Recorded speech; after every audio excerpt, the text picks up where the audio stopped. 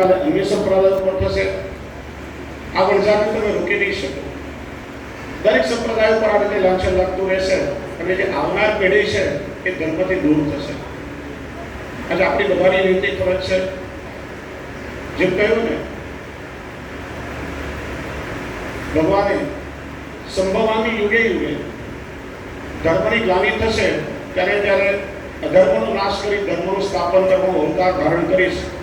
તો ધર્મ પર જે અતિક્રમણ થઈ રહ્યું છે ત્યારે મને લાગે છે આપ સૌના હૃદયમાં સ્વયં બધે અને આપ સૌને માધ્યમ બનાવી અને ધર્મ રક્ષાનું કાર્ય સોંપી રહ્યા છે. આપણા દરેક જણની નૈતિક ફરજ છે. તમામ સંપ્રદાયો સનાતન હિન્દુ વૈદિક ધર્મના આગે છે અને આપણે તમામ સનાતન ધર્મીઓ જો એકત્ર થશું, સંગઠિત થશું, આપણા સૌનું સંગઠન, કેમ કે સંઘે શક્તિ, કલયુગમાં સંગઠન એ સૌથી મોટી શક્તિ છે. જો આપણો સમાજ સંગઠિત થશે તો આ દુનિયામાં કોઈની તાકાત નથી કે આપણી સામે આંખ ઉપાડીને પણ જોઈ શકે. આંગળી ચીરવાની જોર છે.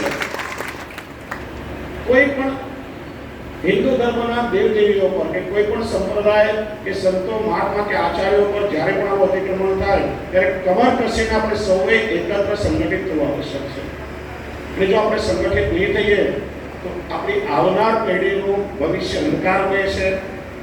આવનાર પેઢી આપણને માફ નહીં કરે કે તમે લોકો એક ન થયા, એમાં અમે લોકો ધર્મથી વિરુદ્ધ થઈ ગયા. તો આ વિષયમાં સાથે મળી સંગઠિત થઈ અને હજારોની સંખ્યામાં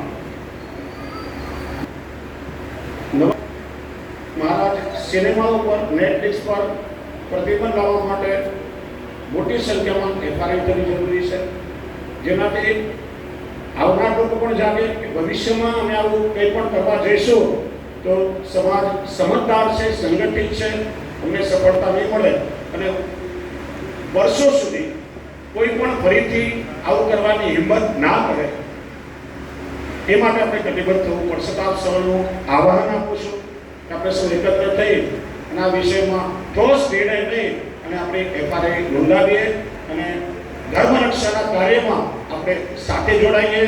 પરમાત્માને વિનંતી કરું કે આપ સૌના અંતરમાં બિરાજેલા પરમાત્માને જાગૃત થાય, આપ સૌના હૃદયમાં પરમાત્મા અવતરિત થાય અને આપ સૌ ધર્મ રક્ષાના કાર્યમાં સંગઠિત બનો. પ્રભુ આપને શક્તિ આપે, સામર્થ્ય આપે.